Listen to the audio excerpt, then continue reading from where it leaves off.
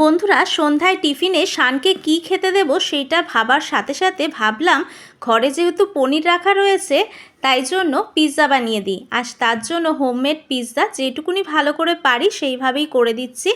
পেঁয়াজের পাপড়ি এখানে ছাড়িয়ে নিয়েছি আর পনিরটা ছোট ছোট করে টুকরো করে নিয়েছি। আর ময়দা ছিল না তাই জন্য বেসটা আটা দিয়েই করছি। এখানে দেখো থালাটার সাহায্যে এরকম গোল করে কেটে নিয়েছি আর এখন কাঁটা চামচের সাহায্যে ছিদ্র করে দিচ্ছি যাতে রুটিটা ফুলে না ওঠে।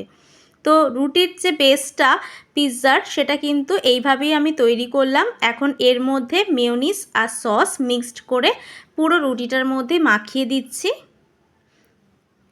এইভাবে পিৎজা বানিয়ে দিলে বাচ্চার কিন্তু পেটও ভরে, আর বাইরের থেকে পিৎজা কিনে খাওয়ালে তাতে তো অনেক টাকারও ব্যাপার রয়েছে।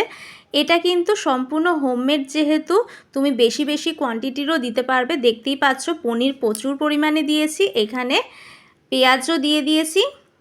আর এই যে দেখতে পাচ্ছ স্লাইস চিজ কেনা ছিল সেটাই আমি টুকরো টুকরো করে ওপর দিয়ে সাজিয়ে দিয়েছি।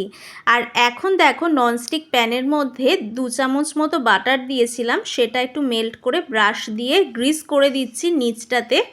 আর তারপরে এই বেসটাকে তুলে কিন্তু প্যানে বসিয়ে দিচ্ছি। আমি কিন্তু কোনো রকম নিচে কিন্তু স্ট্যান্ড দিয়ে যে ভাপানো হয় সেই রকম করিনি, একদম ডাইরেক্ট কিন্তু ননস্টিকের মধ্যে বসিয়ে দিয়েছিলাম। এতে নিচটা বেশ সুন্দর ক্রিস্পি হয়ে যায় আর খেতেও কিন্তু ভালো লাগে। তো এখন দেখো প্রায় 30 মিনিট পর্যন্ত একদম লো ফ্লেমে রাখার পরে চিজটাও সুন্দর মেল্ট হয়ে গেছে আর পেঁয়াজগুলোও কিন্তু ভাপা হয়ে গিয়েছে, দেখতে পাচ্ছ ভালো মতো। আর রুটিটাও কিন্তু ভালোই কিন্তু ভাপানো হয়ে গিয়েছে। তো এখন শানের পছন্দের পিৎজা শানের কাছে নিয়ে উপস্থিত করলাম। তোমাদের কেমন লাগলো জানিও।